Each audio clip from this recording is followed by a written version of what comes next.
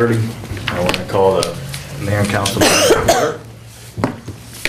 The first order of business is to approve the minutes of the mayor and council meeting of November 16th. I would move that we approve the mayor and council meeting. How about the bond minutes? We're going to approve, do they have to be approved? Yeah. We do have them. The tax record. They're 3 pages long, as a matter of fact.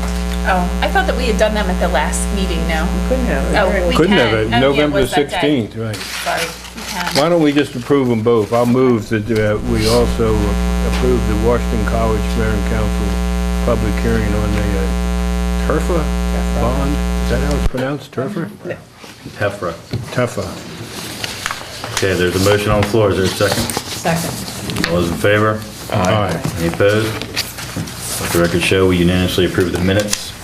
I got a last-minute email from Taylor Fry and SGA, and they cannot make it this evening, so they wanted to reschedule for perhaps February, so. Isn't this the second time they're rescheduling? Yeah, I didn't really get a reason, and I got the email at like 4:30, so I hope everything's okay. The last but- time the college was closed down.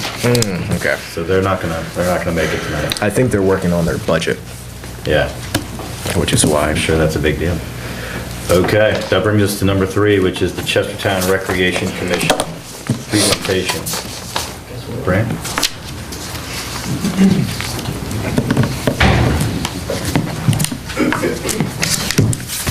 Good evening, folks.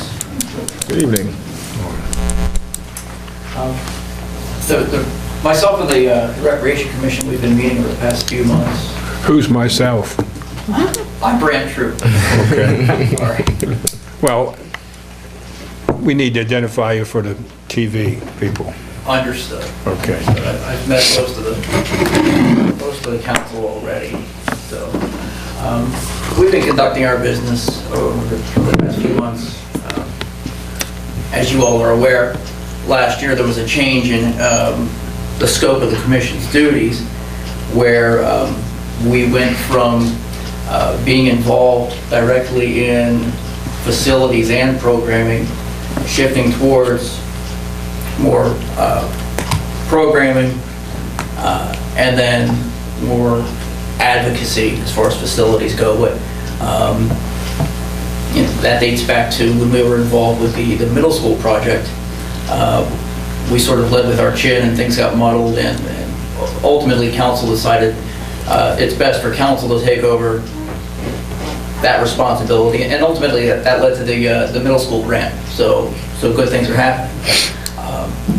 The reason we wanted to present today was we have a vast parkland, Bailey Park, nearby to the middle school, and we want to get the discussion rolling on some improvements to that park, because there's a real opportunity for a first-rate recreation campus between the middle school and whatever we can do at Bailey Park.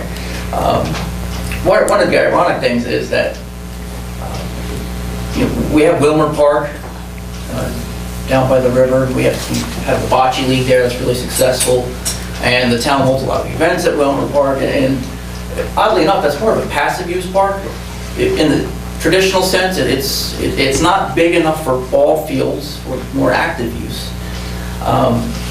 It's more scenic, joggers, bicyclists, etc. But we use it as an active use park, and we have this large park in Bailey Park in Ward 4 that we don't really actively use. So we need to get the conversation going on how to turn that space into a more active use park.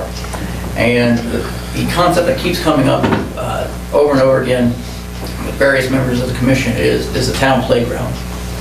And Jen Hicks is going to take the rest of our time on a presentation on the pitch for a town playground. And Jen, whenever you're ready. You good? Okay. I'll yield the balance of my time to Jen. She has experience with this. She's done this work in Fairleigh at Baywood Village. Baywood Village. She's done it before. She can do it again, but ultimately what she needs is just some buy-in from you guys. Let her know she's got a partner in this. So, Jen, that's all you. Great. Hi, thanks. I'm Jen Hicks, and I live in Ward 4 on School Road.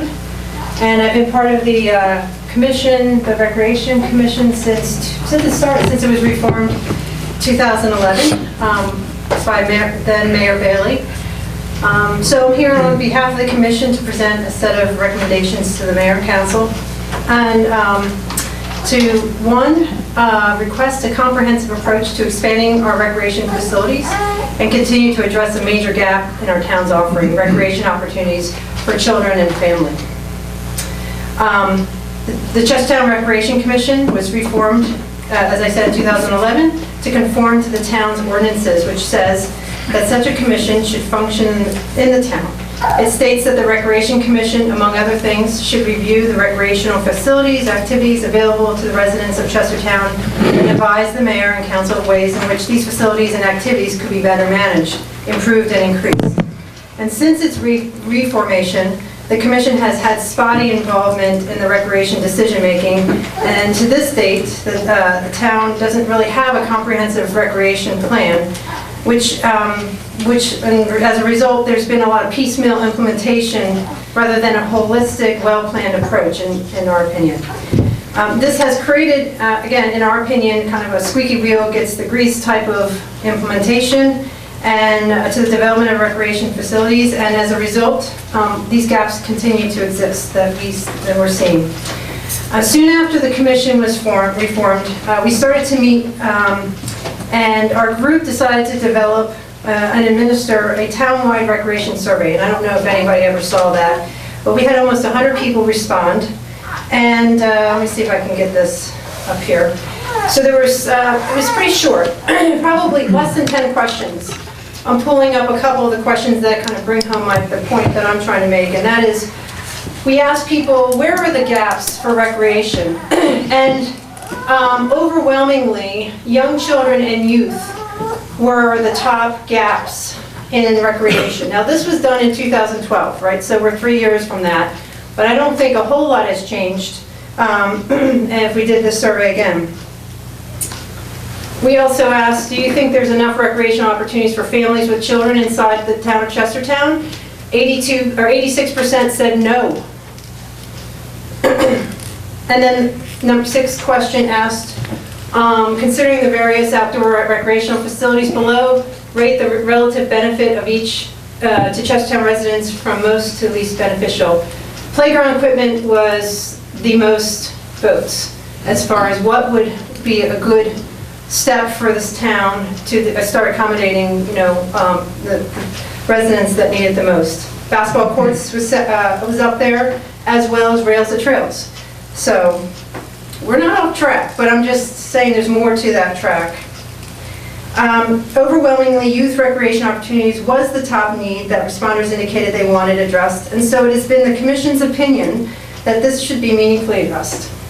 The Commission recognizes that the town is taking efforts to address this need. Currently, Gateway Park is being built on the corner of Flatland Road and 20, which transitions a former public works yard into a full basketball court, making up for the loss of the Ajax Court in downtown, which I know that you have dealt with, had long conversations about with various residents. So we're very happy about that. It more or less connects the rails to trails, but it is challenged by its location along 2 busy roads, so it is limited use recreation area and is geared toward older youth and adults. We are also aware that a plan for a playscape has been developed and is to be installed at Wilmer Park. We are not well informed about its scope and elements, and it is under our understanding that it is more of an art display and less of a child and family-centered facility. And finally, we were involved, as Brent had mentioned, we were involved in the advocating and planning of the facility upgrade at the Kent County Middle School field. We're very happy to hear that the funding for that has been approved. We're looking forward to seeing that move along. It's a great opportunity for both the public school and the town. But this too addresses recreation opportunities primarily for older children, and it is not available during school hours.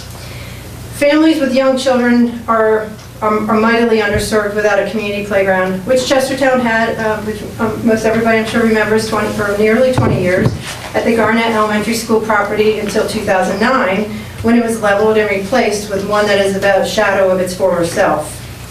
A small group of parents, including myself, pursued the idea of rebuilding a community playground there, but received resistance from both teachers and administrators, understandably. A community playground at a school puts the burden on the teachers to maintain cleanup and ensure the safety of the equipment their students are using each day. The expansive nature of the previous playground was a challenge for them, and I personally believe that they should not be given that burden. In addition, a community playground at a school limits its availability to the community and is not useful for parents with young children during school hours. So, as a result, parents and families have found recreation opportunities elsewhere, including Rock Hall, which has just finished putting in a beautiful new playground in their civic center. Betterton has a child-friendly, available all the time playground.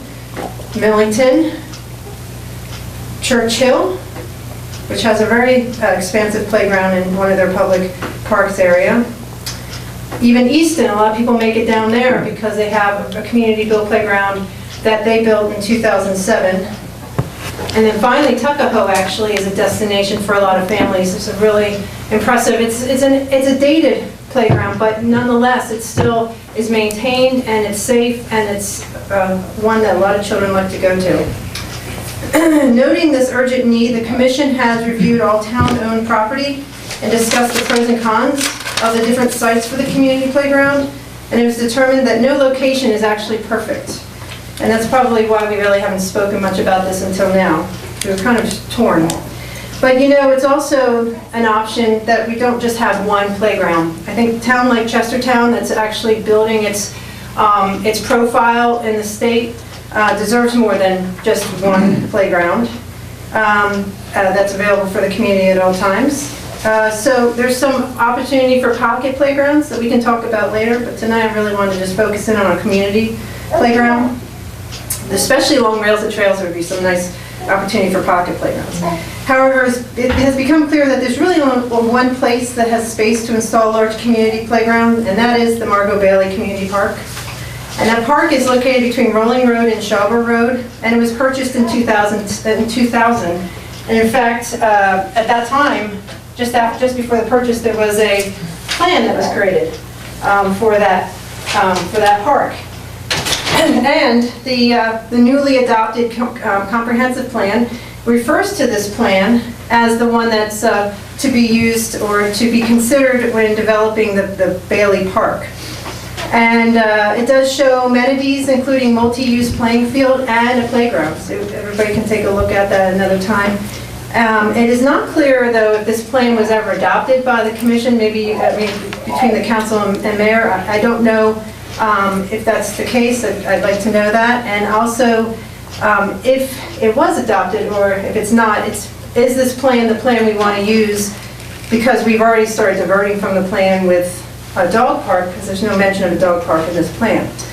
So while we as a commission are recommending that a playground be installed at the park, we are also asking the mayor and council to officially adopt a plan for this park so that its design truly reflects the recreation needs of our community. I'm not advocating, I don't want to advocate for plopping things down in that park. Even though it's so large, it's tempting just to say, we have so much room, go ahead, throw things in there. There's got to be a plan, and there's got to be some intention in this design. So, we have a dog park, a tremendous facility there. Probably one of the most well thought out facilities we have in this town. We recommend that the playground scope has parity with this dog park, which means that if we do a playground at this Bailey Park, there should be a shaded area like the dog park has. There should be a space for large children. There should be space for small children. We should have fencing and benches. We should have a communications board. We should have parking right next to the facility. We should have a porta pot right next to the facility. And we should have a water fountain. So I don't have any real details about what I want this park to look like, but I do feel like those elements should be included. And in conclusion, the Chestertown Recreation Commission would like to work with Mayor and Council on these recommendations. We're looking for you folks to be the leadership we need to make these important things happen. But we also know this is a very busy time. I know the marina is being developed as we speak. Cross Street has a lot of plans.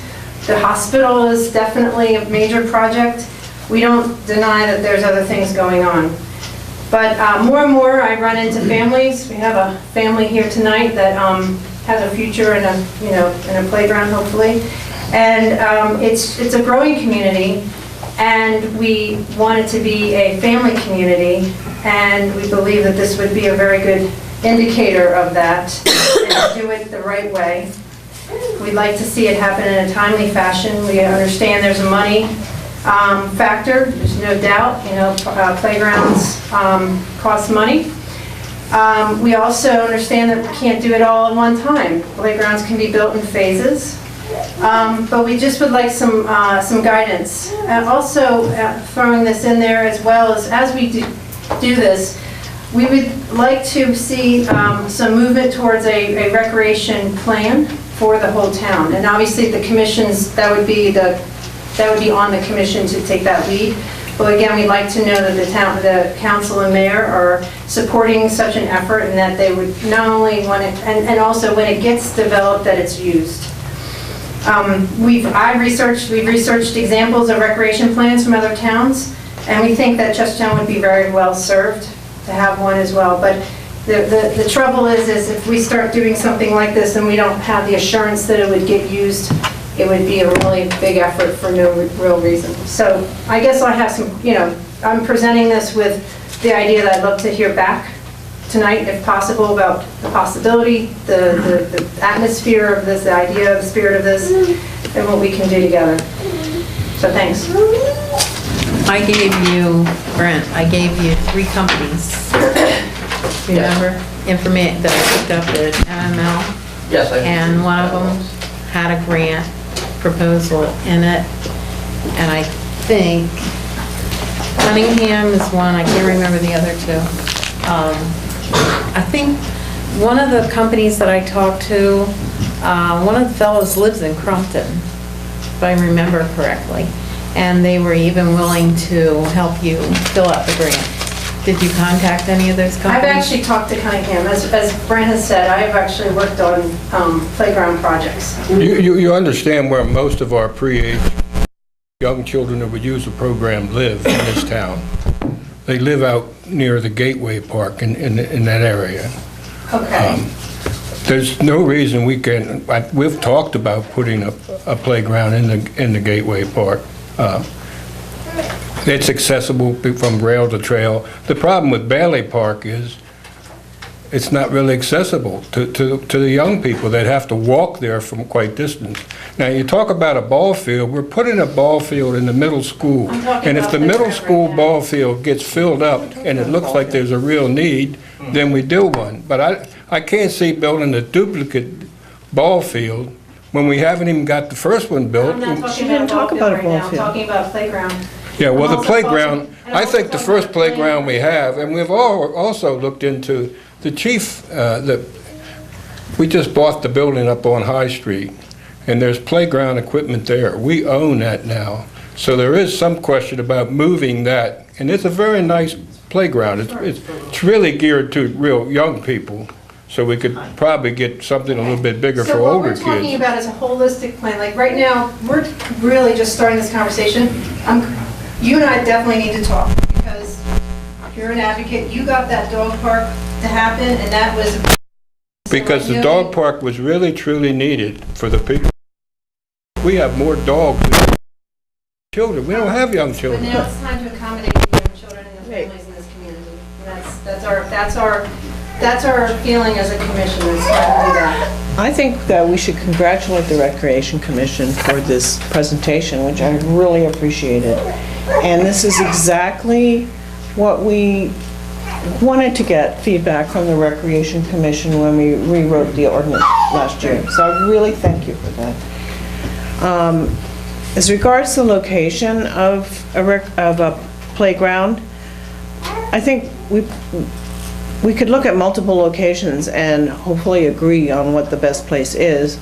But, I have 4 grandchildren who live in the suburbs of a major Canadian city, and they think nothing of driving to spend several hours at a community playground. So it's not a question of where you walk.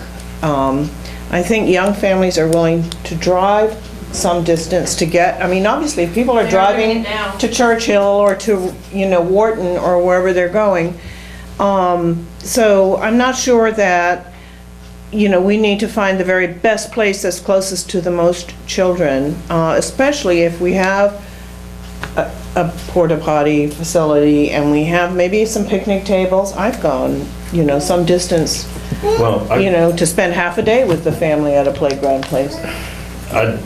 my kids are like just a little bit too old and too cool to go to playgrounds now, unfortunately. But when they were a little bit younger, I went to every single playground that you showed, including Easton, just to go to the playground. Right, exactly. Chestertown just didn't have anything to offer kids between the ages of, say, 3 and 9.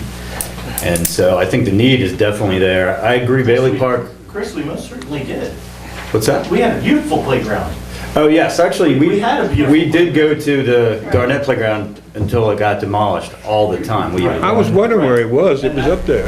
And that certainly was walkable. And not to argue your point, yes, people drive all over the place. It would be desirable if We it's walkable. probably would have many more families show up if you had a meeting at 11 o'clock in the morning at Churchill Playground. Because that's where everybody is going. Right. And it's unfortunately sad. This town needs to support pedestrian activities, it needs to support bicycling much more than it has. And the distance between one side of town and the other is so very small. Gateway absolutely needs a playground. But Gateway does not have the facilities, as Jen has pointed out, built yet. And this makes sense. I think, I think, for example, the playground equipment at the police station would be a great little mini pocket park along the rail trail, like you mentioned, like maybe next to where Ajax had Correct, been. yeah. But that'd be perfect. Yeah. But I think what you're really interested in, Right. and I get it, is kind of like an Easton, A destination. a destination playground, which I Just think like would be the great. dog park, people drive far and wide to They get to the do. dog park.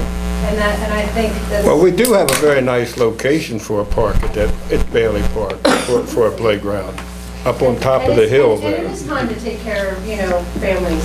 And I do think people from the other side of town would drive to it if it was cool enough and big enough. I think it's a potential possibility for another community parks and playground grant, perhaps. And the park that was built at Garnett was a community-built park. Who was here, who helped build that?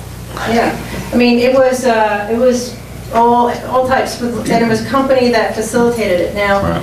that's how they were able to afford it, That's what Easton did. That was a community-built park. It's a big undertaking. I'm not sure Yeah. how good I am at, I don't know if that's what we're talking about, but, and at this point, the technology, there's so much you can do for a pretty low amount of money now. Places like Cunningham want to work with towns. They want to find you money. They all of a sudden have a summer sale. They discount things for you. I mean, they will work with us once we know what we want to do. And so what we need to know as a commission is where is the mayor and council on this and supporting us and moving ahead on this.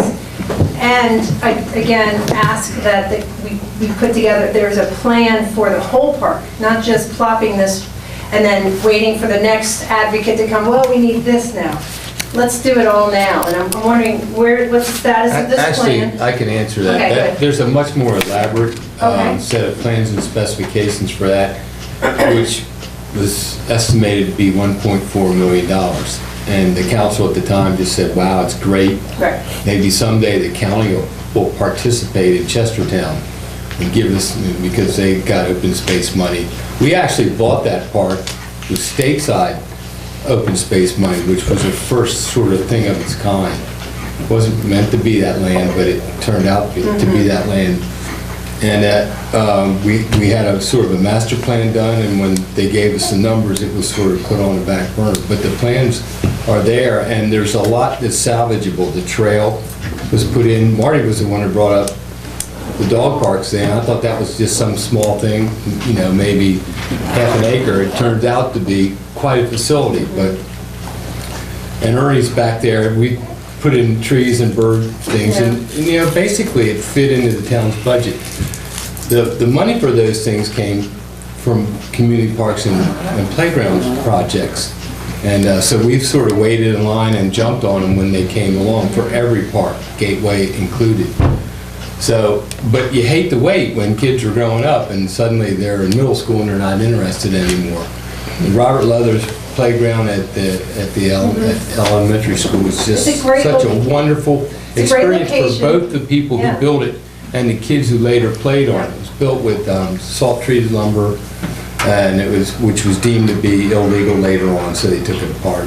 They thought of it as a liability. Have you I think it was West Recreation that was on Main Street here that also had great, you know, programs for government where things were 50% off in the fall to try to get government involved in buying playground equipment. So I think it's timely. Okay, so again, just knowing, I just want to see what are the steps that we need to take? Well, I- Because we'll put this on, this is going to be on our agenda as a commission every meeting from now on. It's kind of an interesting time because we've got Gateway Park under construction, and then our next sort of recreational initiative is that we're hoping that as soon as this school year ends, we'll have contractors ready to go for the middle school. Right. And to be honest, I think once that is all done, that will be a good time to take a deep breath and then focus on Bailey Park. And I think you're right. I think it's maybe not the ideal location, maybe not the most central location, but it's got the most space. It does have a little parking lot. I think Can we it get easily more be, parking in I think there? it could Sure, easily be okay. expanded. All right. Well, we need to expand, the parking lot's full every day, so. So, But the mayor and I met sometime, if you remember, we walked up on there and I said, this would be a great place for a playground, but we got to get access to it, so. Have you completely ruled out the elementary school? I mean, No, actually, it's interesting. So who was telling me that Karen Couch is very interested in expanding that playground? But again, that needs to be a county and a school district-led process. The reason why that community playground was needing to be torn down when it did, actually, there's the same vintage playgrounds in Lewis, Delaware, that's still being used as their school playground because the school district maintains it. The way it was built, because it was a community playground, the school district in Kent County said, it's not ours, we're not gonna, they didn't seem to want to maintain it as well. So that fell apart. We don't want that to happen again. So that project will be kind of a partnership more so than a recreation commission-led initiative. Right. So it's not out of the question because there needs to be, in my opinion, a playground in every ward, at least one in every ward, right? So, the Garnett would be Ward 2, is that your ward? Garnett? Second ward. that's, Linda's, I can't remember. yeah, it's Linda's. Okay, I think that's. But Garnett's and Sam's. Oh, Sam's is your, okay. No, No, it's that's, not. that's It's the a other new side. No, it's not. Okay, all right. Well, we I gotta go figure that down out. street. And then the one near Ag Ajax, the one that's at the police station, Oh, that that is at my ward. Ajax, done, Correct, I mean, look how, that would be so nice, and then Wilmer's gonna have a playscape, so there's something. Something, yeah. I mean, I think that, we're a tree city, we can also be a playground city, it would be a real message. We have a shaded area that will eventually be shaded. I mean, the trees got to grow, so. But I think, pavilion and kind of thing was yeah, all. we can do this, we can do this. So, we need to You may be tell able to her- answer this. Why was that I was one of these people that put all those bolts and nuts and things to put that middle school, Oh, yeah. Oh, wait, and at the Garnett? Garnett School, yeah. Why did they tear it down? It was not being maintained. It was a little unsafe. The parents were Oh, I thought maintaining that it. somebody said the wood was poisonous or something. I did, and you're not allowed to use that wood now. That was part of that insurance report. I have it. And you'd have to they would have had to do a ton of repairs in order to make it insurance coverage I possible. don't think they were unhappy with the report the board had at the time. And they just, I remember the Board of Education came to us and wanted to pay to have it torn down, if you remember. but that's that's that. I would So- think to move this forward, I think it's a great idea. I definitely think it's needed, having raised kids here recently, and gone to Wharton a lot, because Wharton's where all the county money goes for recreation because it's central. I think the next step would be, maybe you could help us come up with more specific recommendations, like where within the park do you think makes sense?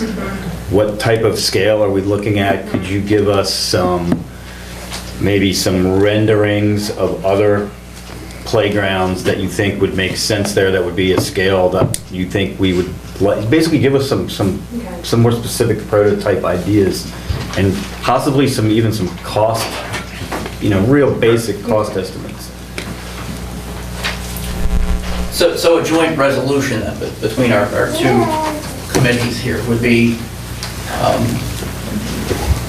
for our purposes, you are okay with the Recreation Commission having meetings and conversations about playground at Bailey Park. Should we call it an acre? The dog park's 2 acres, correct? It is. Okay. It's a little bit better than 2 acres. Okay, well, I just want to talk scale here. Because one of the issues that we've had then, as a commissioner over the past few months, trying to figure out what our new role is, and as the councilwoman alluded to with the companies that she had given us, it's sort of cart before the horse with a lot of things, where Jen has had a lot of concerns about really going into cost and schematics and things like that if she presents something that's ultimately dead on arrival. Right. So we've had a hard time sort of figuring out A, B, and C. Yeah. So where we are now is essentially then, are we in agreement that, say, the Recreation Commission should focus its time with regard to this project on, say, a 1 acre play facility? Just make it the size it needs to be. Okay.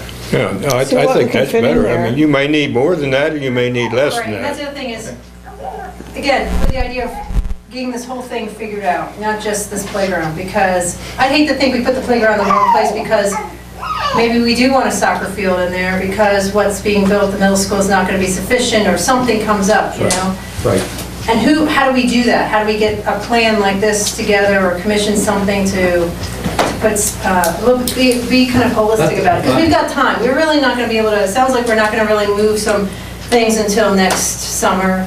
I would you know, say just- like fall of 2016, assuming the middle school's done by then, it should be. Yeah. That would be a great time Start to another start project. focusing on a new Focusing meaning even recreation just like project. getting the plan going. Could No, we I think- start well, doing We should be plans? ready to roll. I think in the meantime, if you just had some basic recommendations, like we think because the parking lot for the dog park is here, the playground might make sense over here. And based on where we're recommending it, a size of X would be appropriate, and general cost would be $100,000 or whatever it is, just general stuff. And then we can start just focusing and maybe have a joint meeting between us and you guys and really get specific. And I think once we've done our community playground grant at Gateway, we've done our community parks and playground grant at the middle school, that's been a great program for us, and we could have a really compelling grant. And I think And not forgetting maybe some recommendations on the smaller ideas, like moving that's a great idea. the playground In the from what is now becoming the police station to an appropriate location on the trail, and a small playground unit, perhaps at Gateway. I think like scales, like Churchill is a great scale. It's somewhere between Churchill and Easton. Like those two playgrounds were great destinations that my kids loved, and we would stay there for a couple of hours. And And that's, actually, the smaller Chili Cloud area from Churchill has an actual tarp over the entire Right. playground. Is that Yeah, the one it's that's very by the cool. school? it's not far. behind the It's school. out. So when To you the take left. the turn, yeah. Go to the school and So turn left. but I do like the idea of a written kind of agreement of what we intend to do, or Yeah, that'd be great. a memo of intention, or something like that, that says, we heard you say you want us to start scaling some things and putting some details together, and you will consider that by, a date certain, something like that. Yeah. And I think this is exactly the dialogue that we had hoped that we could develop. Really, we meet too seldom. I think if this is a tacit approval, you can have a formal approval, but really, that's the dialogue that the council expects. What about a comprehensive recreation plan for the town? I think that's more of a planning commission job, and Because the comprehensive plan was just passed, and there's just not very specific about what we plan to do. It literally should, talk about each facility and what its potential has. I think the ordinance is pretty straight about what you do and how you come back to the council. I don't know why that would be a problem that you would promulgate that. I mean, it's not like you're bidding it out and spending millions. You just come back and say, this is at the end of the year or whenever, and say, this is what we've come up with. How do you like it so far? How are we going to fund it? How are we going to staff it? Whatever. So do you need a motion? And I'll start out by getting you a set of the plans that were miniaturized maybe, because they're a little unwieldy like that, or we actually have a copy of them, get them so you can work with them for that one particular. And somehow overlay the dog park so we know where that fits on this plan, so we have a bit more of a realistic view of this park. Right. And then and I don't know why they wouldn't be released to plan to the extent that they want, come back to the council as it says in the ordinance. Yeah, maybe once a quarter or something to see how they're getting along and make sure we're not getting off track. Right, because there's other things, of course, I was mentioning to Bill Arrowood that I was doing this, he said, that's great. He said, I have some questions about the bocce facilities, and which has been a very successful program. And I said, well, it's not going to happen tonight, but I expect that we'll be back, presenting and dialoguing with this commission, or with the council. Jen, did you apply for the grants for the playgrounds that you've done so far? Did you have to have grant money for those? Yeah, well, the Baywood project, I had my nonprofit that I run was awarded a local management board grant to run a holistic family child program for a year. And so in that grant was, I pulled money out to do playgrounds, but on top of that, I engaged with not Cunningham, it was a different organization. They had a little bit of money, they had a discount, found money from the housing authority, so I was pulling things together. It wasn't an actual grant, but grants would not be hard to write a grant. No, but what I'm kind of getting at is, other resources for funding. For what you've done so far? Possibly. There's no silver bullet. I'm hoping that the town might, would take some leadership role in that as well, but certainly, we've already found some money for other things, and I would say that I know the dog park got private money from supporters, imagining we would have that same opportunity as well. It's going to take a little... Well, trees, too. Yeah. So it's going to be a mixed bag. I don't want to rely on one source of funding if we don't have to, just because that becomes pretty risky. We may not get, we write this massive grant and then we don't get it, and then what? So I intend to make it a multi-pronged funding approach. So I think we can wrap here. We'll take this approval. We will work on the project over, we'll say 90 days. We'll meet. Sure, that'd be Commissioner will come back here in 90 days. With regard to this project, we have some other things that are simmering on some burners that, in the meantime, we'll be back in. But with regard to this project, 90 days from now, we'll keep you updated on what's new then. Sounds great. Okay. All right, thanks. That was a So great we'll hear from you presentation. maybe our first meeting in March or April. Well, that's perfect timing for our budget. Yeah. And also for getting ready for the August grant as a community parks and playground grant. So if you happen to be ready by then, that might be our next grant. Could I get this, so March is the budget discussion. March, April. That's early budget, yeah. Okay, and August is the Parks and... CPP grant. Okay, so that will be in the notes from this meeting? Okay, thanks. That would be a great target. Okay.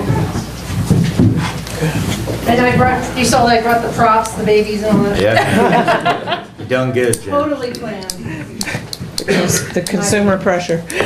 Well, I think he didn't catch a lot of it that much. By the time we build it, He was drinking before he came in. He's really out of it. Look at that face. So cute. And then Ari. In our town. He's my little maid. That's Morgan's son. So cute. The postman. Post Malone. Ari. Well, this must be time for me to Is that get Nevin's In the baby? back. Yeah. Devin and Morgan. I couldn't remember the baby's name. I had him for a little bit at First Friday. He's so cute. He's a talker. Get those children home to bed now. That little one was so funny, sound asleep through the whole thing. She gives me stuff.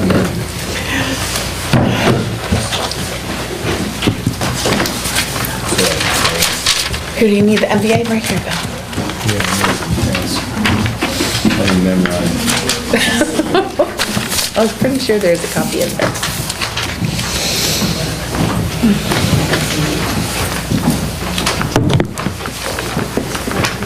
Okay, that brings us to the town manager's report.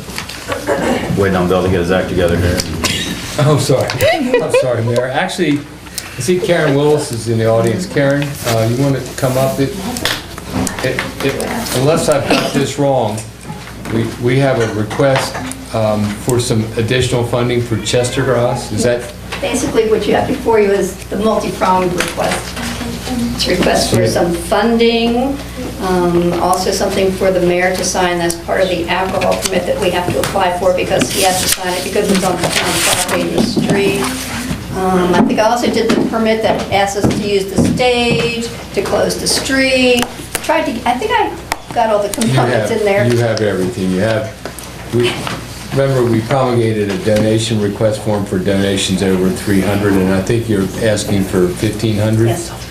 And your event is going to be February 6th, Saturday, February and you have the exact same weather that you had last year. You want to talk about it a little bit? Hopefully everybody here is now familiar with Chester Grawl. 2016 will be its third year. It's something that came about as a meeting that Ralph Dowling, the president of the People's Bank, had with Becky Lepter, who's the executive director of the Family and Community Partnerships for Kent County. And we were trying to find an organization to raise money for it.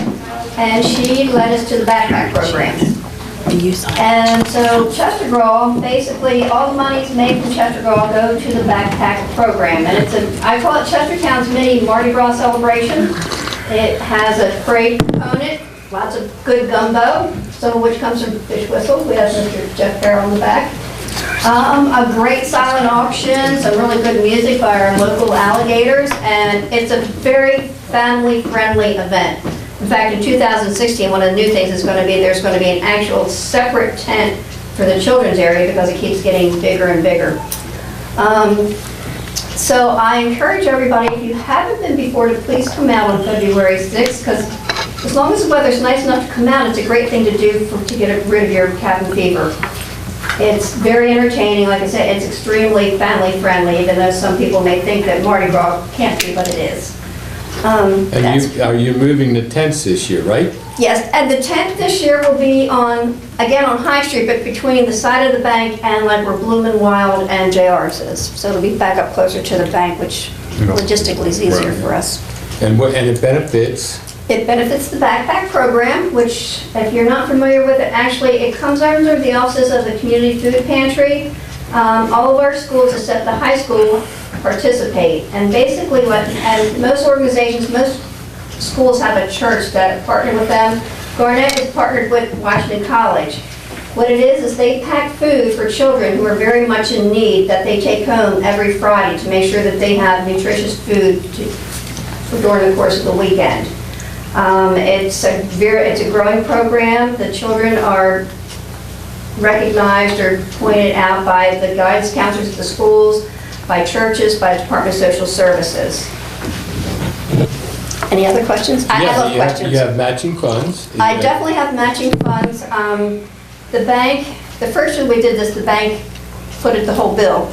And there was a little bit of controversy over that.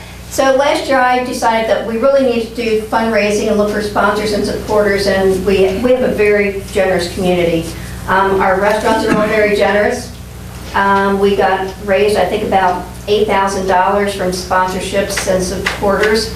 And we were able, actually, the first year we did it in 2014, we were able to give the backpack program a little over about $5,100. In 2015, once all the money was finally added up, it came to about $10,000. And I think I did submit the whole budget to you, ladies and gentlemen, with my... It's a pretty major budget. And it's, it's one of these where the columns have to match up what's coming in and what's going out. I'll give each one of the council members a copy of this. And I think what we generally do is we receive the request and the explanation, and then at the next meeting, we act on it. But I know how much work goes into it. You guys, it was fabulous last year. And the You first knew how year much I drive you crazy. wasn't too bad. Proceeding- Well, we leading up had to a it. lot of meetings last year, so you have a prototype. Yeah. And it worked very well. So, does council have any questions for Karen while she's here? Are you gonna put it in the parking lot at People's Bank too? No, it's not going to be in Just the around on parking the lot, it's street. just going to be right on High Street. The parking lot was somewhat problematical, and actually the space we have in the parking lot, I don't think is big enough at this point, because since that first year, the tent itself has gotten bigger, and now we're going to have an additional tent, which will be connected to the big tent, but it'll be just for the children's activities, that they have their own separate area, Yeah, but attached. it was pretty close in the tent. There were a lot of people there. Yeah. Do you remember what the funding level last year was from the town? 1,000. Okay, so we do have precedent for funding. Thank you. I have this signed Thank you. document for you. Thank you very much. Thank you. All right. And the permit, we might as well act on the permit itself. The permit is, the council's fine with the permit on February 6th for the event on High Street, right? I am. And Chief, you're fine with the new tent location, that's fine, right? Have you seen? I don't see a problem with that. I think it's good in a lot of ways. Yes, sir. So, Most likely also going to have the tent taken down again that same night. So yep, it's really all those trying to make details. it as less intrusive as possible.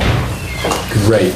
Okay, one of the other things, the MVA bus is going to be here for the schedule for the next 6 months is here on, there's 1 month, January, where it's only open on the 19th.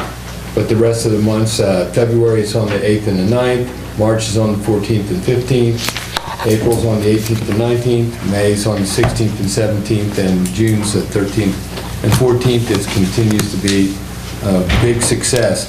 The at the Fountain Park on Cross Street, we started our widening of the brick sidewalk, our town crew. This is to make the Saturdays, take more people off the grass and put more artisans and farmers on the sidewalk. So we've got about 60 feet down so far. I think we'll probably finish that one segment today or tomorrow, and then we'll move to the other side of Cross Street on the side away from the horse trough. I have down here for a Gateway Park update. Most of you drive by at least once a day. 75% of the concrete curb, gutter, and sidewalk is down, including the sidewalk on this side towards Flatland Road. The bases are down for the basketball and parking lots for paving, and the other things, the lighting and all, is being done by the town. The guardrail gets picked up, that's why the sidewalk's not, it gets widened, and you look at it and say, hey, how can you do that? There's guardrail there, that gets picked up and moved back, and sidewalk gets widened. So the sidewalks are going to connect? Yeah, there's a beautiful sidewalk on the north side, but it goes nowhere. It goes to a grass Well, plot. there'll be a crossing strip there, that's why the state wanted it done, so people can stand there and then Okay. cross safely. Well, hopefully they're gonna build us a sidewalk to run out I to don't your think rig. that's implicit. It's very nice. $3 million going up the road, but it doesn't hurt, does it, Mark? The marina dredging, the window of opportunity for dredging it goes from now until February 15th. I have developed the plans and specifications for dredging for the basin part of the marina. The other part, the upriver part's a little bit more complex, but this is about 5,000 yards of dredging. We're all set to go, and I've got my fingers crossed that the permit comes in, the specifications are approved by the state, so we can dredge between January 4th, which is when our council meeting would be that we could consider bids, and the 15th of February. We have the money for that, right? Yes, we have grant money, 100% grant money for that, but the next opportunity to dredge is June 15th. Well, that's great, except that we have boats tied up to that, and boats, especially at the end. So it's kind of a rush. I've got everybody on board at DNR that this is, that we're doing this, not on a rush basis, because I still don't have the permit, but I expect it any day now. So, you know, it's a thrill of a minute. The council got a letter from the owners of the old Brooks property to rezone, or a text change amendment for a future Royal Farms at the intersection of 291 and 20. If you're not familiar with it, we have the plans on hand. The council, per the zoning ordinance, referred it to the planning commission, so later this month they will consider the text change amendment. Basically, it's from Royal Farms to ask for an enlargement of the number of pumps that can go under a bay on their plans. There's a little confusion. Their letter didn't really articulate what they wanted, so that'll get straightened out to Planning Commission. But the ordinance says that you will forward it to them for the recommendation, and we sent that message along to the people applying for the text change amendment. This is not something that we do a lot, so it has to be done right when it's done correctly, excuse me. Well, the planning commission gives their recommendation, and then we either acquisition or say, no, we don't agree. You have public hearings to be held. Just a zoning amendment, if it was approved to be considered, it would go through that process with a public hearing required by the mayor and council and really recommended for the planning commission. And sometimes you hold them jointly. Even though it's only a few words, it can make a big impact. Well, is it, if they turn it down, is it a dead issue then? No, it can go on to us with their negative recommendation, and you can act on that or The not. planning commission will look presumably at other things besides their request about the number of pumps or number of bays that they wanted. Will it look at access? Not for the text change amendment. For the That's a site traffic? plan review. The Okay. site plan review was scheduled for Okay. November, then withdrawn. Okay, but that will be considered. In detail. Yeah, In good, detail. because it's a strange location. What's the timeline for this recommendation? No, there's no timeline. There's no timeline? It's If I remember right, 8 years ago, they came in about something that they wanted to do that, at least 8 years ago, because I think Gatto was chairman of the commission, so. another site. Yeah, It other was side. It was across the street. Yeah. But yeah, it's a matter of, that was a matter of the site plan review. So, that's the end of my report. Any questions? All right. That brings us to the mayor's report. Order of business under the mayor's report is the holiday decoration contest. This is an annual tradition. There's huge cash prizes for the winners. I think It's big isn't it $50? for first place. $50 for first Pay for place, electric. 25 the For big second. ones for second place. There's a first and second place winner in each ward. So it's up to you guys to go into your ward, look at all the decorations. You have the biggest ward, Samuel. You got a lot of work to do, actually. Yeah. You got the best decoration. Do you think we could have judgments rendered by our next meeting on December 21st? Well, if we don't have them by then, it's a bit late, right? All right, Is it so December Are 21st? you gonna do the commercial? what's the commercial? Oh, the commercial area? Business decoration. Sure. Last year, are you gonna give us the list of? Can you do Ward 2 and the commercial? I can do the commercial in Ward 2. The So where am I doing? People's Bank one last year, I would, but, I will, I promise. You can't win 2 years in a row. yeah. I will. I Oh, thought that I had sent out, that I emailed the list from last year, but I have it on You my haven't done desk, it so yet. I will Yeah, do I that don't remember. right now. I have it on my desk. I have it right here. I'll make copies right now. And then, commercial and daytime. Yeah, It's that a goes lot. to the mayor. What's daytime? Daytime non-illuminated. decorations. All right, can you guys No get the lights. first and second place winners in your awards, and I'll have a private conversation with Jen to figure out what I'm supposed to judge. Yeah. You can appoint a committee. And then I'm not nominating any more committees. And then we'll talk about it on the 21st. Does that So sound good? judgment for December 21st. All right, so yeah, but that's a homework assignment for you all. Open letter for the hospital. Many of you all probably saw really a group of concerned doctors and staff at the hospital have been meeting fairly regularly for the last several months to discuss what they see as change at the hospital that's not necessarily for the better. They see services being eliminated, or when doctors are retiring, that their services haven't been continued. So basically, they've been meeting for the last 3 months and put an open letter regarding the hospital and the services they see as being critical for the future of the hospital. Proactively, they took out a full-page article, really full-page ad in the Kent County News. I don't know if you all saw that. And basically created a list of items that they think are essential moving forward. So I just want to give everyone a heads up about that. It was a really interesting piece that I think everybody, not only in Chestertown, but in the county, and really even like northern Queen Anne's County should read, because this is a topic that's going to be front and center really, really soon. I think UMMS and Shore Regional Health were going to make their recommendations about what they see as the hospital's future by February, if they stick to their timeline.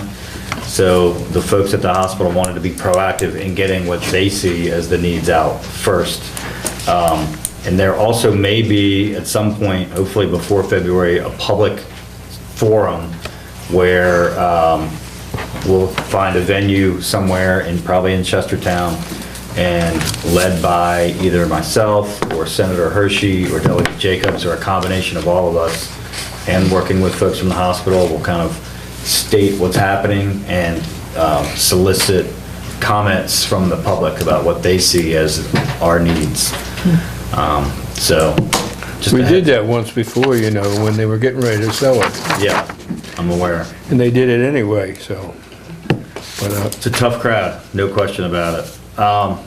Local courtesy bill for the hospital oil spill. I did go before the county commissioners and the Eastern Shore delegation last Tuesday and basically asked for their help in putting in writing what we call a local courtesy bill, which would be legislation that would have wording in it that basically spelled out ultimately that UMMS would be financially responsible for our wells in the event of a worst-case scenario where contaminants from the oil spill leach downhill into our water supply. Delegate Jacobs in particular has been looking into this for us. He'd found some wording from a somewhat similar bill for a case in Harford County. And the way we left it is they definitely understood our position. They did feel that there was already wording in previous legislation that would protect us, but they said they would continue to look into it further and see if they could craft a document that would give us very specific assurances. So that is kind of still a work in progress, and I will keep you posted on any new developments there. The marina, as Bill said, it's a thrill a minute. We had a meeting about 3 weeks ago with a woman named Jeannie Hadaway Riccio, and she is the Director of Intergovernmental Affairs for Governor Larry Hogan. And she asked us about different projects we're undertaking, and I said, frankly, our most ambitious project is probably restoring Chestertown Marina, and we want to go back to the governor for a capital project request to see if he would be willing to help us in this legislative session. And I said, well, when should we send this in? Would it be a good idea? And she said, you should send it in right now. So that was, of course, Friday. I spent a lot of, not this past weekend, but the weekend before, putting together this case statement for why I believe, and hopefully you agree, that this is a very important initiative for us for a lot of different reasons. So this document, capital project request for the revitalization of Chestertown Marina, was mailed to Governor Hogan's office. I also sent a copy to Ms. Riccio. We mailed it off on December 1st. The very next evening, I went in front of the county commissioners and the Eastern Shore delegation and asked for their support on the project. And tonight, what I need is everybody else's support on this project. I believe that we are simply going to keep getting ignored if we don't show in no uncertain terms that this project has broad-based community support. So what I would like to initiate tonight is a public letter writing campaign so that any citizen, any business owner, any boat owner, any county resident that thinks this is important for the future of this town and Kent County can help us by writing a letter of support in favor of this ask. We are asking for $1.5 million from the governor's capital budget. If awarded, those funds would likely be used not this winter, but next winter to complete as many of the waterside repairs that we can get done with that amount of money. We think that if we got anywhere near that amount, it could go a really long way to replacing the docks and the bulkheads, which is where repairs are most urgently needed. So I really want people to think about why this is important. So if you're a business in downtown Chestertown and you had a really nice weekend during downrigging weekend, you are directly linked to wanting this to be done, because downrigging doesn't happen without a nice marina. If you are in one of the dozens of nonprofits that benefits tremendously from the Chestertown Tea Party Festival, and it's your biggest fundraising day of the year, you should be in favor of revitalizing this marina, because the reenactment doesn't happen without a nice marina. If you are somebody that doesn't live in Chestertown and you love coming here by boat, you should want to write a letter, because if this marina disappears, that's it. We do not have access to Chestertown ever again by boat. And to me, that's a really important part of 310-year heritage that we have as a working port of entry on the bay. I have a list of talking points that you can use. It's a 1.5-page document of just topics with bulleted points. Bill and Jen are putting together some prototype letters if you want to kind of just have a letter given to you and maybe you can edit it and put it into your own words. That would be nice. I'm going to be meeting with citizens that have already said they'd be willing to help me to target certain business owners and individuals, county commissioners on down the line. And I hope that by our next meeting on December 21st, time is really critical here because all these budget decisions are actually happening right now.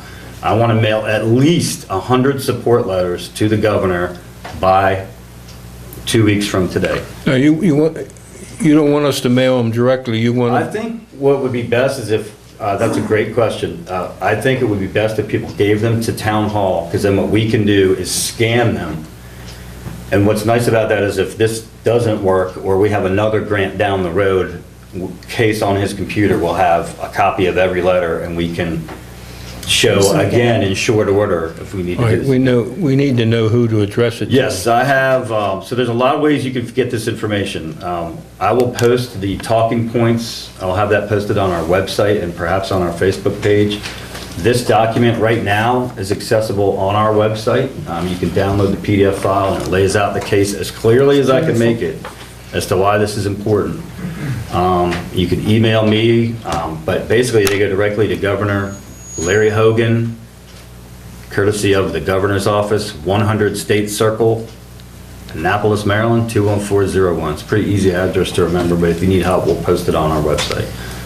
Can we do, I mean, is there something that Jen, you can put on the website? we get a copy of that. We need your help, because why can't the visitors, why can't people? Anybody that wants to write a letter, To, absolutely can. You know, just come to Chestertown, go home, write a letter. and Yeah, absolutely. send it back to them. I think also we should have copies, hard copies of the talking points and the sample letters here for people That's a who, great for idea. whatever reason, don't access the internet, so we could have a pile of them on the front counter. That's a great idea. So I'm hoping I'll probably want to be meeting with Bill and Case and probably Jen, maybe tomorrow or soon thereafter, where we can kind of develop a plan for how to best organize these as they come in the door. And if people archive feel them. like they want to send them directly, at least CC Town Hall. Yeah, absolutely. Yeah, I'd be afraid of them. So I've taken this as far as I can take it right now, and I really need people to help, and make no mistake, I'm asking for your help.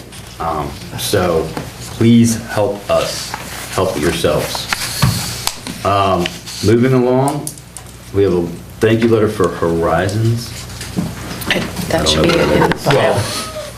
It's just, they're thanking us for the Oh, they're funding. thanking us. And I think they said that they had over 23 children in the program this summer that were from Chestertown itself.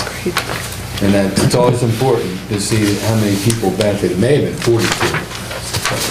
What the letter is in But they're an annual legacy, but they appreciate the money, and not, like I say, I think the library sends us a note, but I appreciate the fact that they appreciate the council for funding those things, because they're fairly direct, but they're also a little bit indirect, the way the funding, the beneficiaries, you know. That's all right. I mean, they, just want to let you all know that they've done that. Yep, and that's a great program. And they'll be back again this spring for probably the exact same request. They really appreciate it. All right, here's my last item, which didn't make my report because I just got this email about an hour before this meeting, and that is, and I tried to give you guys a heads up that this was eventually going to come to our attention, and here it is, and it is, I have a letter from Ashley Herr, owner of the Black Burrow. She is officially requesting that she be allowed to operate out of Fountain Park. So she submitted this short letter to me. I told her I would bring it in front of you guys. I'm not sure what the process would be here. Out of Fountain Park when? That's, basically, she just wants permission to be able to set up shop and sell her tacos at Fountain Park. So she I would think park that's- somewhere on the street? Yes. around- Daily? I believe so. That's something that we would have to figure out. And she has 3,000 people there. And she to sign. did apparently collect signatures, and she has, I have to say, I was really kind of impressed. She's got 280 people that signed a petition in her support. I'd like to know when she wants to be in Fountain Park. Well, I think a lot of the details need to be fleshed out, obviously, and times would probably need to be established. What are you gonna do when the next three people who come in with a food truck and say, I want to park in Fountain Park too? Well, I think if we allow her to park there, we have to allow any food trucks to That's park. exactly right. Designated parking space. I know there's a couple of restaurants in town that definitely don't want that to happen, so, and these people pay taxes, they They'll have to go pay. to a public meeting and say. Where is she that? allowed to park currently? Currently, the space that we allow to let her operate is the former Chestertown Natural Foods parking lot that's on Cannon Street. That's what she asked for. Yeah, you sent her to the planning commission. But she along- moves right on Cross Street, right in front of the wine shop. I am aware of that. And that's where Mother's store is, but, But, I mean, basically, you sent them, that and the Smurf family to the planning commission. They asked for where they wanted to be. They got where they wanted to be, so. I don't know, the next step is probably to go back to the drawing board and say, how are we gonna handle food trucks in Chestertown? Well, Kevin hasn't violated his spot. Been Mm-hmm. fine. that's I'm not saying anything about anybody, but when change comes about, like if Yeah. someone says, wait a minute, I don't even want the fountain, I want to go anywhere I want. So, I mean, there's a little bit of control here that you have to, and how does the DCA feel about parking spaces being committed to something else other than parking for their stores? There's a Farmer's market if she's there on Saturday. well, I think she means every day, so I think you have something to think about and maybe come up with a policy that's flexible. You know, if she turns out to be a success, you can bet you there's going to be 3 more people who want to do the same thing. And we just can't afford to have a whole line full of food trucks down there. What happens when the first restaurant goes out of business because they Well, it's free enterprise. I mean, I believe in free enterprise. That is free. You don't pay taxes at all, you just drive up. One of our Free. most successful She had to pay a JR is permit. against it. That permit was a joke, if you don't mind my saying so. Well, she still had to pay for it. I don't even remember that it was a permit. And Did she so pay?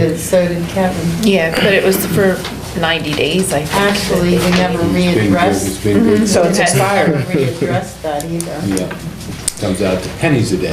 Right. I think you need to readdress it in a, in a Right. business-friendly fashion, understanding that it's. So free what do enterprise. we think we need to do? Should we try to make a decision right now? Should we No. I'd What like should to we see do? the letter. I think you need more information about what Right. she means. Does she Yeah, mean every I'd day like at to know. lunchtime? Yeah. What days and what times? Okay. We probably need to start looking at the issue a little bit more broadly rather than Absolutely. just a case-by-case basis, too. There've been several articles in various magazines that we all see, MML Right, for one. yeah. And it's easy to find Right. more. And I did start on that some months ago, and then the issue kind of died Right. down.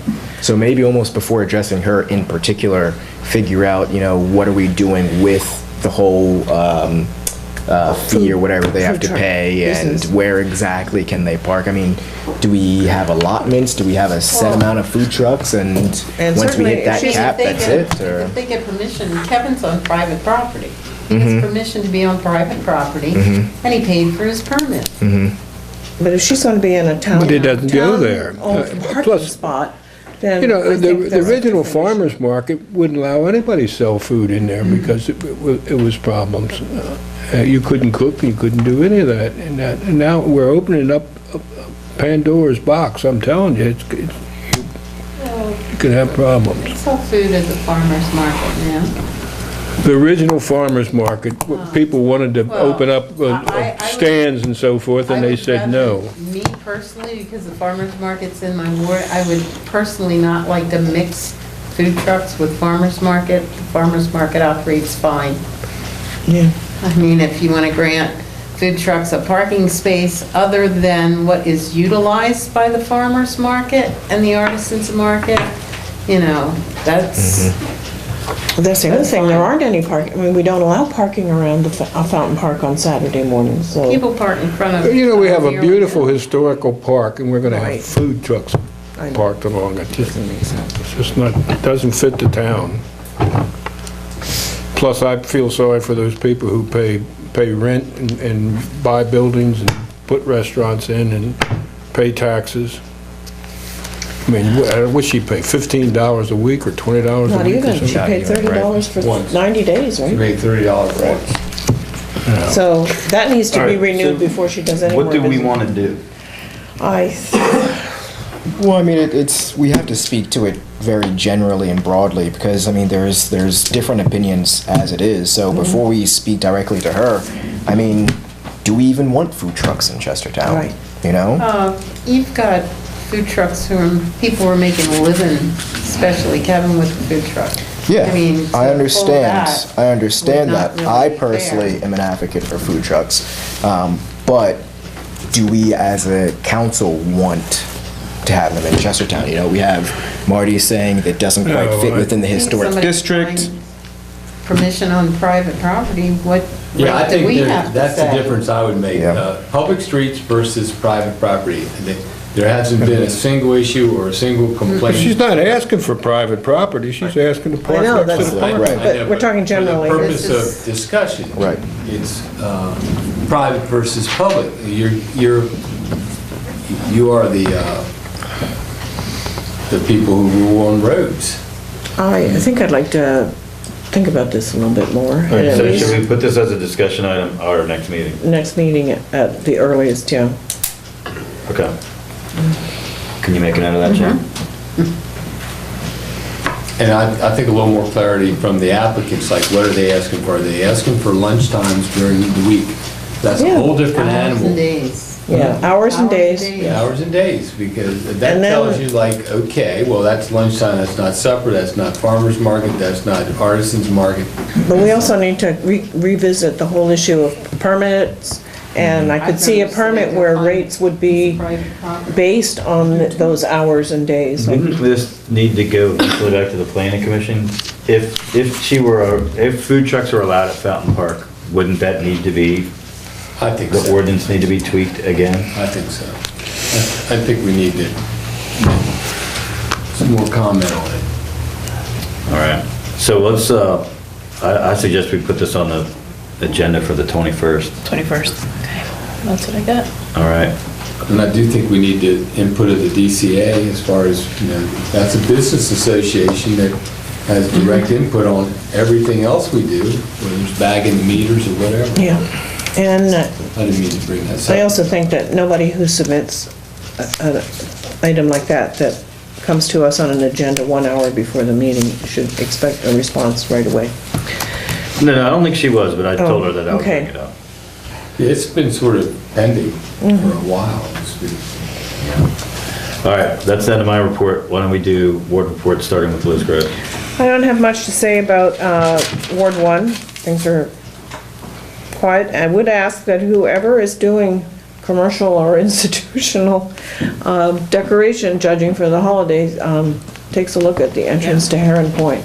The employees Does that count? have Like, done see, now you're confusing. But we're supposed to judge residences. I was gonna say. You know, and Linda's talking about the second ward, and I can't judge Heron Point, No, so I'm not somebody look at judging it. commercial in second ward. The mayor Yep. is supposed to do commercial. But if I remember Anyway, correctly, after I thought about it, I think last year Barbara Butler changed it up where the mayor didn't do commercial. I need to go back and look through the Are you minutes. sure? I haven't seen that. Let us know then. I think that Nancy they Butler? did, Nancy Butler, I'm sorry, yes. I'm just Anyway. saying, I need guidance. What I want to say is the Desperate. first ward has been greatly beautified by the said no new- effort I for will the go check it out. decorations at Heron Everybody Point. gets a prize. If I don't give them the $50 prize, I'll definitely That's all right. They give can them do verbal. $50. Has anyone seen the tree in the hallway?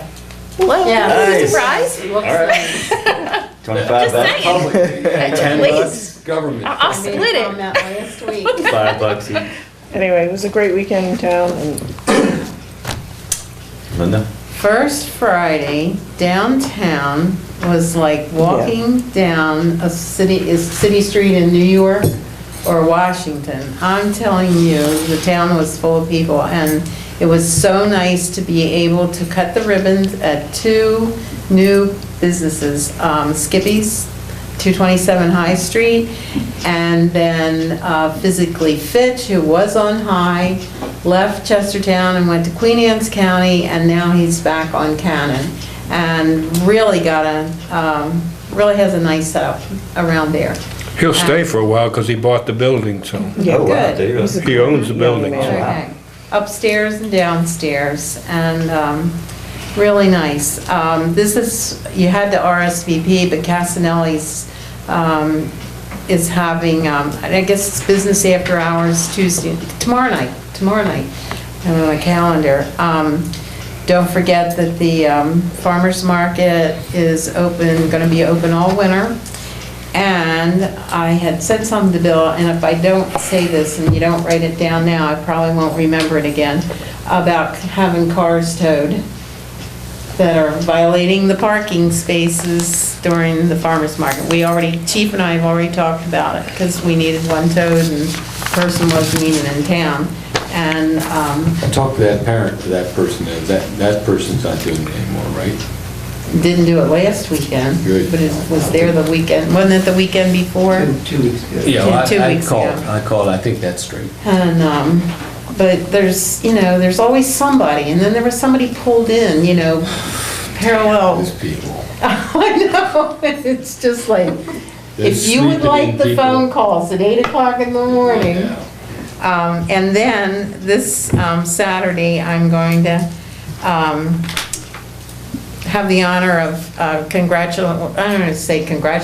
the town has a proclamation. This lady is going to be 100 years old on Friday, and she's a resident of, what's Chester River Manor's new name now?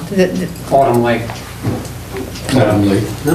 Chester River, Old Magnolia Hall, yeah. It's got a long name. Well, Maryland in it. She was born in Still Pond and lived there until she married and moved to Cecil County.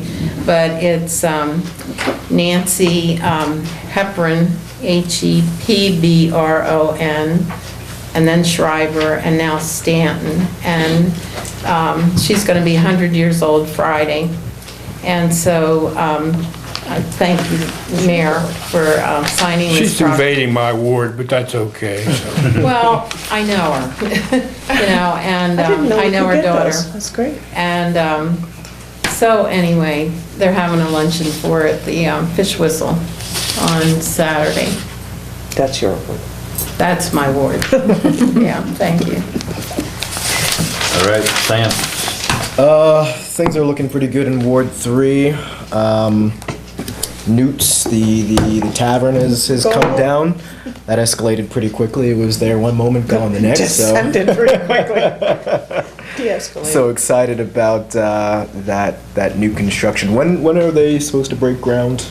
They already have. Well, That started. It's modular, so when the Okay. foundation goes up, they'll be bringing the buildings. okay. I went by there today, it looked like they were laying some block or something. Okay. Yeah, they've been It's good weather. putting center blocks up. And then, of course, Bill already talked a lot about Gateway Park, so that's exciting news also. With the SHA Task Force meeting, when are they supposed to report back to the council about the things that they've been deliberating on again? It's supposed to be this month. It should be shortly, yeah. Okay. I think that they're going to be at the next meeting. I talked to David Bowering and I'm waiting I think it's next. on the report to print. So Good, hopefully I'll have that soon. good, because sidewalks are still Lunch. top of the conversation in Ward 3. But other than that, things are looking pretty good. Marty? Like a I'm lady. waiting for the, Go ahead, Mark. I'm waiting for the real authority to give me the go ahead. Okay. Ward 4 is just great, but I attended a council of government meeting out on Wednesday after our last meeting. And after every town gave their little report, I give our report. And I also brought up the fact that the county needs to consider the tax differential, because we pay for services here in town, and we pay for those services out of town, like the sheriff's office, but they don't do that policing in town. We do our own police. They're half of our budget. All the towns have the same problem. We used to get tax differential, am I not right? And then when the recession came, they phased it out and took it away from us. But now they keep talking about all this excess money they got, and they're doing so wonderful over the budget that the law says that we have a right to talk to them about restoring that fee, and I think it's time for us to do that. And I talked to the other towns about having a meeting here in town where representative of each one of those towns, it really affects us in Rock Hall more than anybody else because we have the 2 police departments, but we duplicate lots of services, and we could get together and have a uniform presentation to the county. If we all went in there together, I think it would be much more effective than if just Chestertown went in there and said, give us some money. They're quick to take money. It's like MVA, we pay the full expenses for that, but I've been there, 3/4 of the people are not Chestertown residents. But we don't ask the county to give us money there, but I think payment in a tax differential is an important item. And the next item, and I know the council's not thrilled over this, but I think it's time for us to maybe write a letter to the president of the college and ask her if she would be willing to meet with us to discuss payment in lieu of taxes. That time has come. 45% of our property belongs to it. And Liz has been doing some research. It's not unique to Chestertown.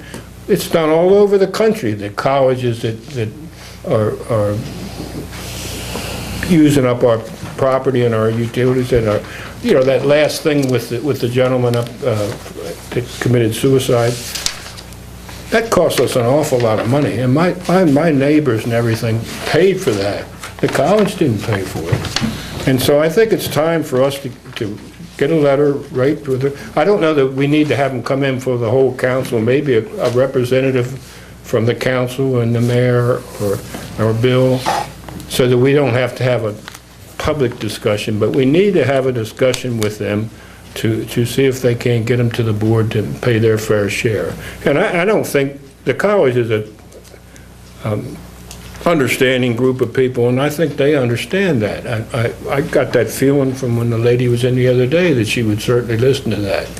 And I think it's something we need to do. And so, Bill, I would suggest that, because they're doing their budget and we're doing our budget, it'd be very nice if we could get together and we could work that fund into it. So, and I know, Sam, you can't say a heck of a lot because you're with the college. So, but I think it's time to do that. And I don't know how the rest of the members feel about that. Liz, I got the feeling that you were on board with it. I've been doing a lot of looking into the background. I'm not finished yet.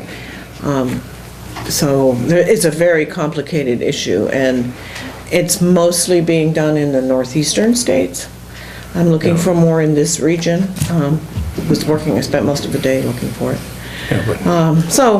Yes, I think it's something we should pursue. It's not an original thought. It's done all over, and it's been done for years in some places. And a reasonable person would understand that we have 1,500 kids up there who do not pay any taxes at all, but they certainly get their fair share of services from the town. And what would be the counter arguments that they're going to throw at us about why they shouldn't have to pay? So I have found a couple of interesting documents about that, responses from other colleges to towns. And it'll be like the number of employees who live in the community and pay property taxes, all of the volunteer services that members of the college staff and students do in town, the economic, you find several documents online, economic benefits that the colleges bring to the community in which they're located. Of course, those economic benefits don't provide the money to the town that helps pay for the services that the town is providing. That to me is the crux of the problem, because nobody can deny that they're a huge economic engine for the town and the county, but most of that revenue that they generate does not come directly to our bottom line when it's time to pay the Provide road. services. yeah, because we have to pay for those services. I mean, I don't see the businesses in town saying, well, look, 10% of my business comes from the college, so therefore I'm going to give you a 10% increase in my tax bill. It just doesn't happen. Right. We're going to get money from the college for what we provide for them. We're going to have to get it directly from the college. There are lots and lots of very big examples. For example, the city of Baltimore has 201 separate pilot agreements with universities, hospitals, and large nonprofits located in the city. And here's one I want to find out more about. Apparently, Wycomico County has 102 for property exempted from taxes that's valued at $6.2 million. So one of the things I want more time to do is to quantify in a better way the services that we're providing to the town, and I've asked the police chief for a little bit of help. I'd like some input. I need to talk more with Bill about that. So far, the only example, and it's not recent data, it's at least 10 years old, that I've been able to find in this region is Washington and Lee is paying a pilot to the town of Lexington. How much is it? 200, well, this is, I say, 10 years ago was $235,000. So, on the other hand, I've also found other examples of academic institutions in small town in eastern Pennsylvania that just said, hell no. Right. We have no way to compel, so we have to persuade. Right. And that takes preparation to do that. I think that's the key, because they could just say, not going to do it, Yeah. and there's really nothing we can do. So I think we need to make the case We need that, to be persuasive. they do put unique, I think, infrastructure demands on our services, because just the bottom line, when you get 1,400 18 to 21-year-old kids in a small town, Yep. And Bill was it helping me creates looking. situations that... Well, they're great kids, and they're some of the best kids that you want to run into, but they are of the age where you have problems. I've said this before, and this part of the reason we don't have juvenile crime is we don't have any juveniles anymore. It's not that we're doing such a great, sorry, Chief, we're doing such a great job of cracking down on them, there's just none of them there, so. I want to say something that all of the college properties in my ward, I do not agree with the pilot program, and I really think it was very bad timing to use a tragedy to bring up an agenda of an IOU for the college to pay in lieu of taxes. I really think that... That's just one of many Linda. I don't care. It's one of many that they've This got. resulted in a student's death, Oh, that's- and I don't think that it was the proper time to pick a tragedy and mention a tragedy to a college employee when they came here for the Tefra bond hearing. So, I think everybody should take a long, hard Okay, look Linda, I at understand your the problem. Your economic- daughter still work at Washington College? I'm a Washington College parent, Marty. What else do you want to I know asked you, about my life? does your daughter still work at Yes. Washington College? Okay, well then, if this comes to vote, I'm going to ask that you not vote. Why?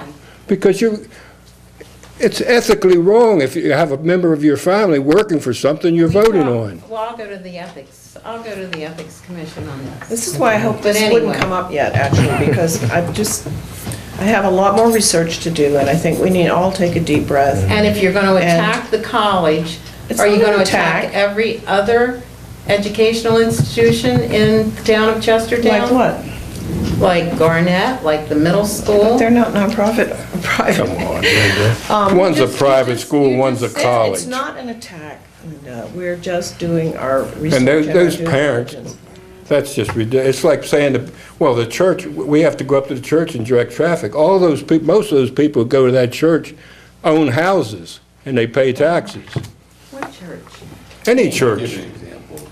When there's a- But the college does pay utilities, The college pays property taxes. so It pays property you know, taxes only on properties on which it is earning taxable. how much are we getting for hookups for the two? You got one building area up there is So they are assessed at paying 45 million, $250 million went into the utilities fund for the new dorm. Right, but we're providing Yeah, but- hookups. yeah. Yeah, we provided something. That's what everybody would pay. Yeah. You know? Right. It's what you would So, pay if they you were weren't building a exempt. hotel. Well, you're not exempt on utilities because we have to run the water to them. and Yeah, they have to pay for, So, but they don't pay for other things in the town. I kind of agree with, I agree, Linda, the timing isn't ideal, so, but I do think that it's a discussion that we should have, and maybe after the holidays would be a good time frame to seriously revisit the topic. And that will give you some more time to do a little more research and Right. maybe make a presentation on, if we go that route, what the recommendations might be for what we could ask for, at least discuss. I looked up a couple of properties that they have and how much they're assessed for. I can give you that. Well, Bill is helping me with that. It's a lot of money. Yeah. If they only paid 1/10 of what they're assessed at, we would be in flush. We do have something that's like a pilot. When Heron Point was built, we negotiated with them about having some of it be taxable, and all the cottages were determined that they would be taxable. The main building and all the rest of the complex. The independent was living exempt. is, I And believe. that was a pretty wise deal. In this And- case, I think That's quite normal nowadays for such similar communities. I think since institutions can say, go fly kites, I think it's a dialogue that you have to have. Suggestions that, how can we do this so that it's not painful for you? It's the same way with the county. They have new laws like they've had in the last 2 or 3 years. It would have been an easy thing for them to say, oh, that's right. We did have that, they called it a grant and aid. We did have this tax differential. How are the towns doing? How's your budget doing? But they didn't. So it has to be a dialogue, and that's why the state law says that the county has to talk to towns at least once a year about the idea of a tax differential. So I don't think it has to hurt to have a discussion as to how it could be done, or maybe it's done, or phased in over time to help both parties. We're living together. We've been living together. Well, don't you agree it'd be better if we got together with all the towns and went in there at one time? Well, that's talking what I'm about the saying. That's a tradition, Anything like this, that instead of just suddenly saying, you know, we want this, we talk about, and I'm going to send you each a 2005 document that the college prepared when this discussion last came up, and it's pretty interesting. It talks about some benefits that come from colleges being in town. So I just think there's a way somewhere that both parties can agree to. And, you know, we don't ever talk to their board of visitors and governors, and we should. we should send a representative to their quarterly meetings to meet with a special group of their trustees to say, what are the unique problems that a town has with an institution? And how can we help? You know? All right, well, we'll revisit this after the holidays. Okay, requests from the public to be on the agenda? None. Are there any questions or comments from the audience tonight? Yes? Are we still on schedule for the completion of the, I guess, the other river conduit to be done by the 18th of December? No? I just got a thing yesterday from them saying that they think it's going to be 2 more weeks. Okay. Now, because of some kind of equipment change or some sort of change in the way they're doing it. Okay. The other question I have, they didn't work at all today. But yet, when I was leaving to drop off some catering food, I noticed there were 2 MD, Maryland Department of Environment trucks there. Were they there just for inspection? It was just kind of strange that they weren't working at all today. So. Well, I'll tell you, Jeff, the reason why I didn't call you about the extension or anyone else is because we have something pending in the way of our solar installation, which has not gotten its approvals to go from Delmarva, and I was halfway thinking that it might be time to tell them they gotta stop. But I think that's all been worked out now, and I think the stoppage or the slowdown on this is unavoidable. But if No, I'm just, like I said, I'm just curious. I mean, I know it had to be done, but my sales, like I said, there's no one to blame because, you know, especially you, Bill, personally, you went out of your way to try and get them to do it last winter, you know, and unfortunately, that couldn't be done. But, you know, my sales are down by 30% for November.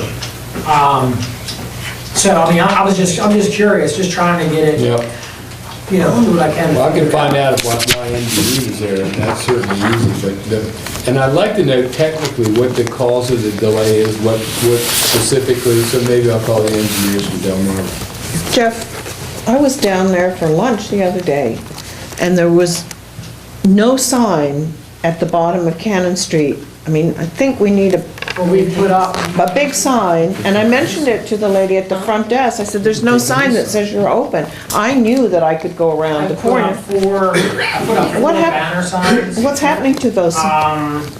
They disappeared. And I That's went out ridiculous. and talked to the construction workers. I asked them, hey, did you happen to take these down because you needed to bring a truck in? And they said, no, we haven't touched it. So they were all tied in. The construction crew has given me permission to, on their metal signs, be able to screw the new sign in. And so if someone wants to take it, they're just gonna have to rip the whole sign. So, yeah, because, I mean, I knew you were open and how to get there. Sure, sure. And The unfortunate thing is, a lot of people don't. And they see how, it looks when it's awful. dark, especially after dark. I mean, Yeah. it really hasn't affected the lunch business, it hasn't really affected my bar business, but it's that dinner business. So I don't know if you saw my ad in the paper, but we're doing Monday, Tuesday, Wednesday, buy one entree, your other entree is half price. Throughout the month of December, Good plug. just till this construction's done, so. Good. Anyway, I was just curious. Thank you. Thank you. Okay, other questions? Okay, the last item is the payment of the bills. You do that, I mean. I don't know why we moved that. How did that get moved to the bottom again? I moved it to. All right, is there a motion to pay the bills? I'll move to pay the bills. Are you going to do it? Go ahead. I second. All right, all those in favor? Aye. Any opposed? All right, is there a motion to adjourn? I move we adjourn. Second. All those in favor? Aye. Any opposed? Dan, the reason I brought that up in case there was a discussion during the meeting that explained